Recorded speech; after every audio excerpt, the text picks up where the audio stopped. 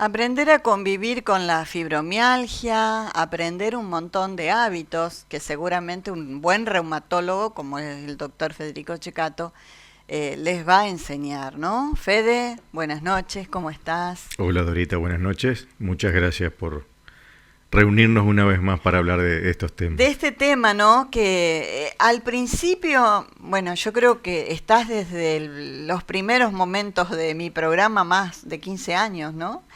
Que Cierto. nos hemos juntado y recordábamos que un día nos juntamos en la radio con el doctor Estesana, con vos, para empezar a diseñar esto de difundir, de prevenir, de tener un espacio para que la gente, bueno, tenga la información necesaria. Y al principio era algo como que no era una enfermedad muy definida. ¿Te acordás que siempre charlábamos sobre un cúmulo de síntomas? Y la fibromialgia, hoy llamada fibromialgia ya desde hace unos años, pero tiene una historia muy larga, donde todo comenzó con lo que es su síntoma cardinal, que es el dolor y la fatiga.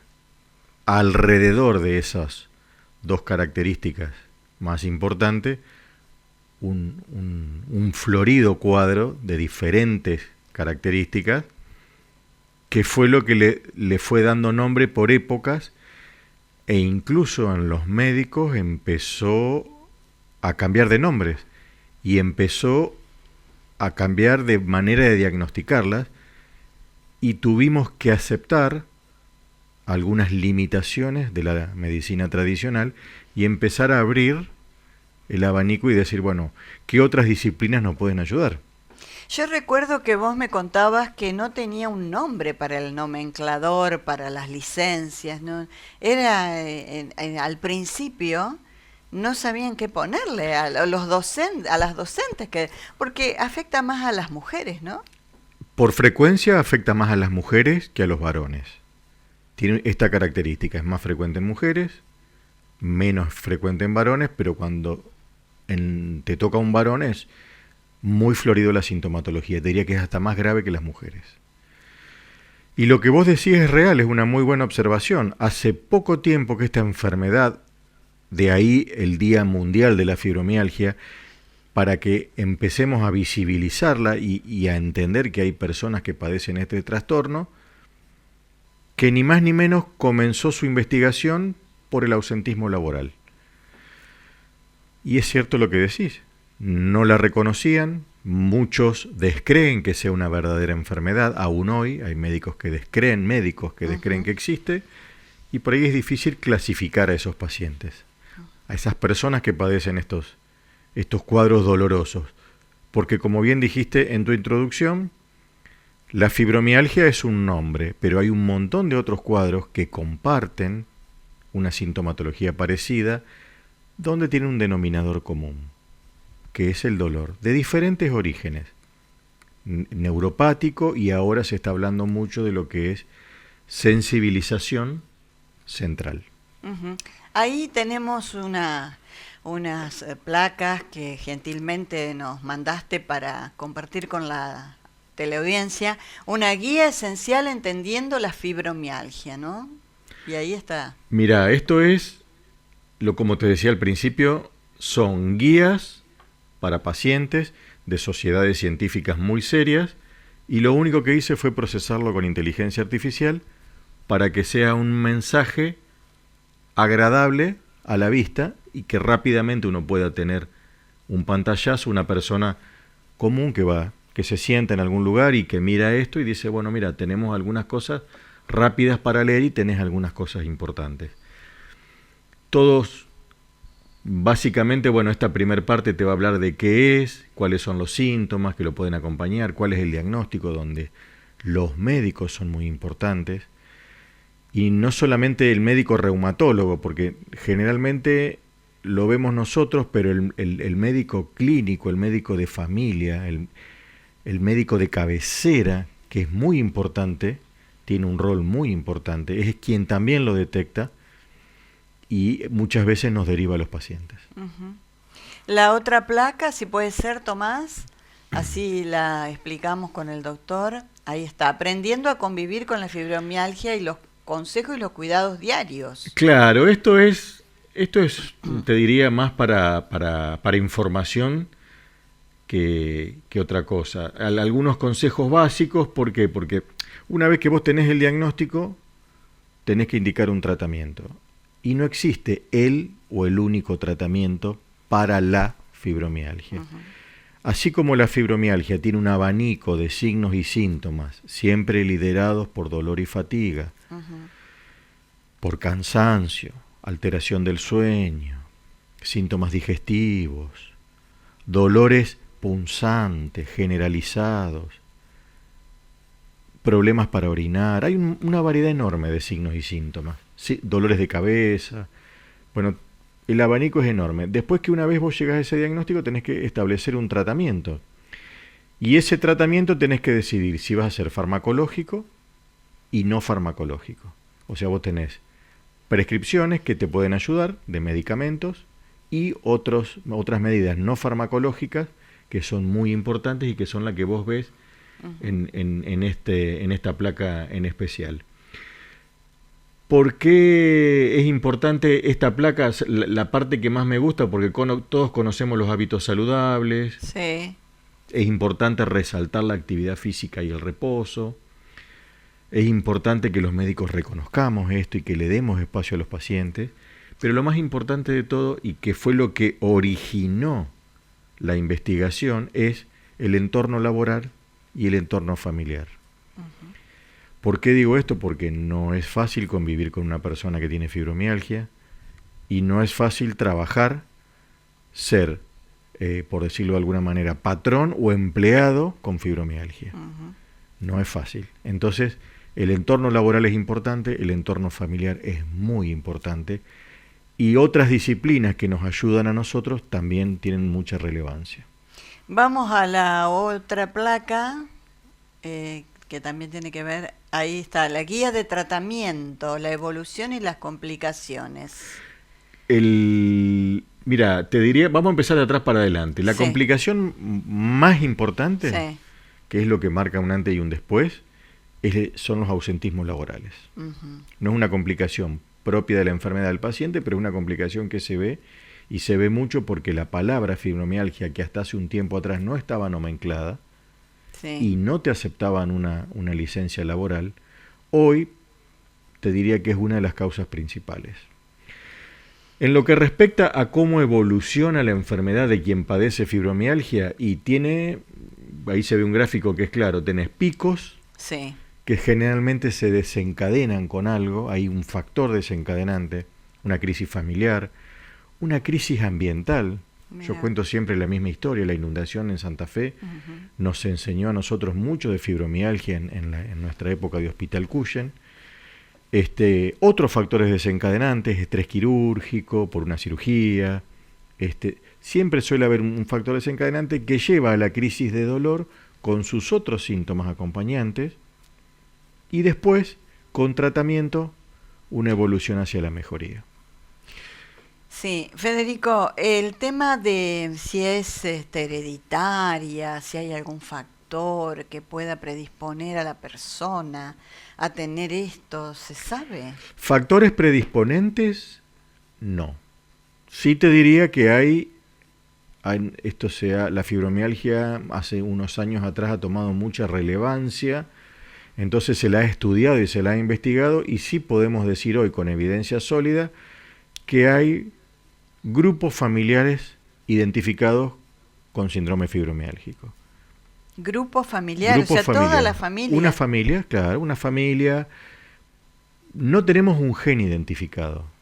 Entonces, si hay grupos familiares, uno puede inferir y suponer que puede haber algún gen. Todavía no está completamente dilucidado y la evidencia no es concreta, pero aunque tengamos una evidencia genética, siempre a lo genético debe agregarse el factor desencadenante, que indudablemente es ambiental. Indudablemente. Indudablemente. Siempre tenés un factor desencadenante. Mirá. Y eso no pasa solamente con la fibromialgia, sino que pasa con muchas otras enfermedades que nosotros vemos, donde sí está probado un sustrato genético en enfermedades autoinmunes, donde aparecen a los 5 años de edad la enfermedad o aparecen a los 95 años de edad. Y en realidad no es que aparecen a los 95, siempre estuvieron. Algo pasó en el ambiente que cambió el sistema inmunológico y se desarrolló. Con la fibromialgia pasa lo mismo. Sabemos que hay, en una época charlábamos de si tenés 7 lugares, ¿era que te duele fibromialgia? ¿Cómo es? Bueno, eso parte del proceso de denominar a la fibromialgia. La fibromialgia se llamó en una época dolor miofacial, se llamó en una época síndrome doloroso difuso, en otra época reumatismo de partes blandas, en otra época fibrositis. Así como fue cambiando de nombres, va cambiando la manera de diagnosticarlo. Sí podemos decir que hay dolor, sí podemos decir que hay fatiga, que esos son los síntomas cardinales, y sí podemos decir que hay ciertas áreas del cuerpo que donde mayor frecuentemente se manifiesta el dolor y que en una época eran tomados como los puntos. Los puntos. Sí. Claro, unos puntos que si vos tenés este punto tenés fibromialgia. Después en el 2016 eso cambió, le empezaron sacaron, porque el punto de dolor es una observación del médico y no podía ser diagnosticada la fibromialgia, te estoy hablando antes del 2016. Sí. Si el médico no la observaba, no la tocaba y no la diagnosticaba. Después eso cambió y se empezaron a utilizar mucho lo que se llaman los cuestionarios autorreportados. O sea, te lo describo con otras palabras. Los médicos nos bajamos del pedestal y empezamos a creerle a nuestros pacientes lo que nos estaban diciendo. Claro, sí. Entonces, a través de esos cuestionarios nos dábamos cuenta de decir, che, pero en serio, no está bien. No necesito apretar acá para decir que tiene fibromialgia. Con lo que me responde, entonces cambiaron los criterios diagnósticos y una serie de cuestionarios que responden los pacientes. Si reúnen ciertas características, sos diagnosticado de fibromialgia y los puntos pasaron a un segundo plano. Después volvieron a cambiar en el 2020 o 2021 y se hizo como una especie de mix. El médico debe comprobar, pero también se debe autorreportar. Eso cambia y va a seguir cambiando. Yo recuerdo que vos me contabas que a tu consultorio llegaban pacientes con una pila así de estudios. Bueno, recorrí tantos lugares, doctor, ayúdeme a solucionar esto. Ese es el mayor problema. ¿Por qué? Porque así como es más frecuente en las mujeres, también es más frecuente en un grupo etario. Suelen ser mujeres de jóvenes o de mediana edad. Entonces, ¿qué pasa? A los 50, 55 años ya empezás a tener artrosis, entonces te dicen, no, eso no es fibromialgia, es artrosis. Entonces, mira, yo miro la radiografía y te encontré acá una artrosis. Anda al reumatólogo que tenés artrosis. Nosotros analizamos el paciente, lo examinamos, hay cambios radiográficos que van a llegar, cronológicamente siempre llegan, aunque tachemos el almanaque. Sí, el tema de la artrosis, todos llegamos, pero ¿no? Claro, no siempre va a ser de la misma manera en todas las personas y no siempre va a reflejarse por dolor. Entonces, lo que vos decís es una gran verdad. Llegan al consultorio pacientes con una cantidad enorme. Me ha tocado ver pacientes con 8 o 9 resonancias en menos de un año.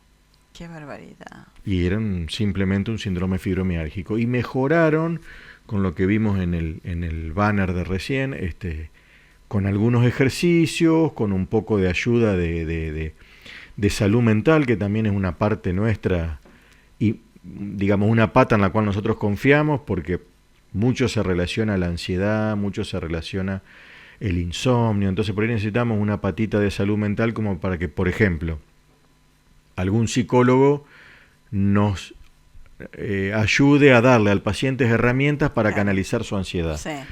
O un nutricionista que le diga, mira, vamos a evitar este tipo de alimentos que te van a consumir mucha energía, entonces vas a tener más fatiga. Claro.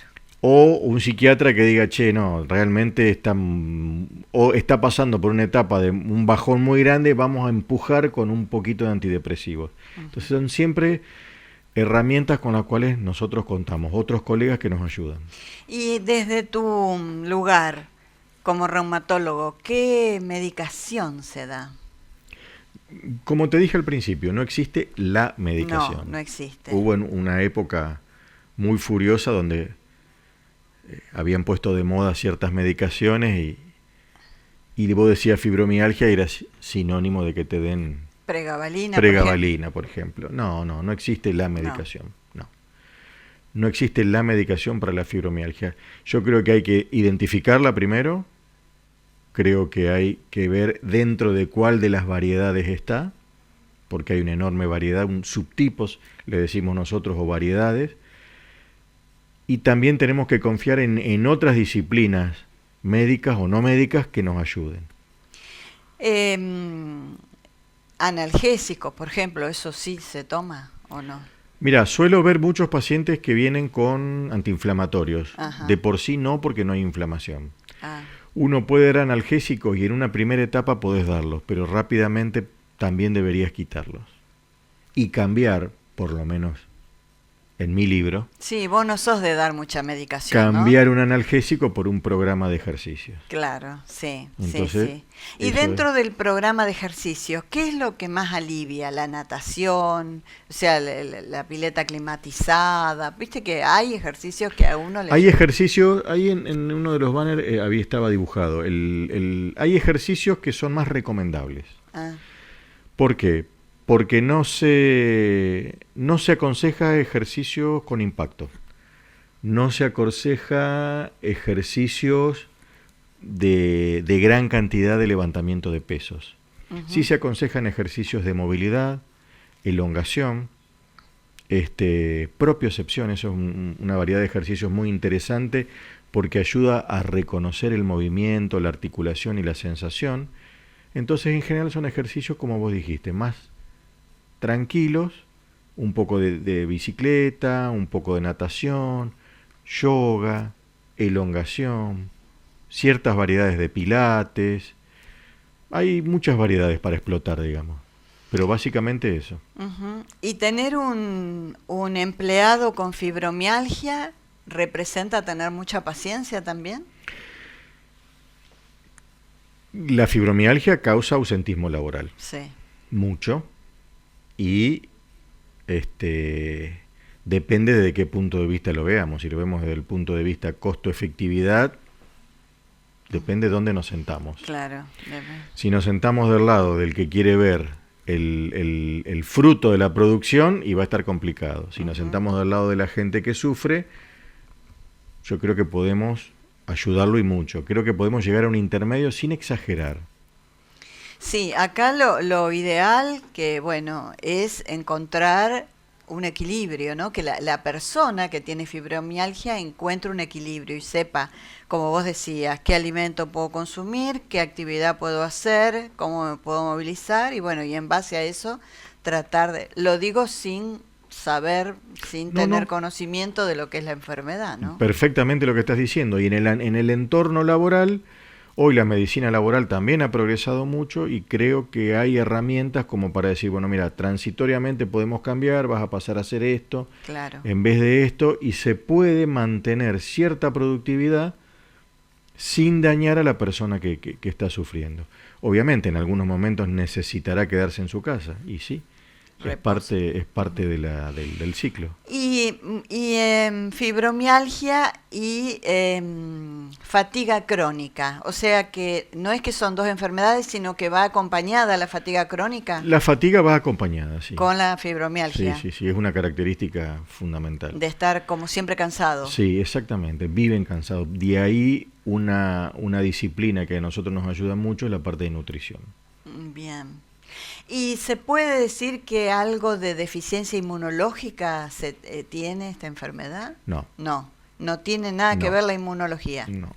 Acá el sistema es sistema nervioso central. Sistema nervioso central. ¿Nervio vago tiene que ver también? De ahí, digamos, vamos a explicarlo groseramente, desde el sistema nervioso central, desde cierto sistema nervioso central, a través de los que se llaman neurotransmisores, que son los que van transmitiendo las sensaciones, los dolores y las órdenes, de ahí para abajo.